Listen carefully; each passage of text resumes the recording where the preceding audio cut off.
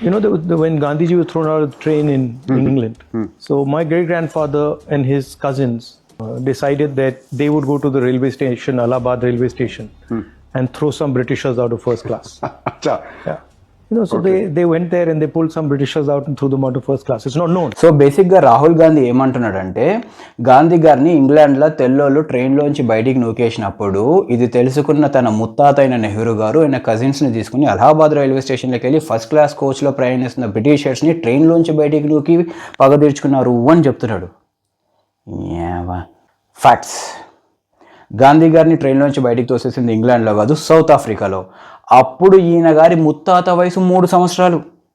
గాంధీ గారిని ట్రైన్లోంచి బయటికి తోసేసింది 1893లో, నెహ్రూ పుట్టింది 1889. అంటే అప్పటికి నెహ్రూ వయసు 3 సంవత్సరాలు మాత్రమే. ఈ 3 సంవత్సరాల ముత్తాత 3 కజిన్స్ని వేసుకొని అలహాబాద్ రైల్వే స్టేషన్లోకి వెళ్ళి తెల్లోళ్ళని ట్రైన్లోంచి బయటికి పడేసాడంట. వినేటోడు చూతిగాడైతే చెప్పేటోడు రాహుల్ గాంధీ అంట.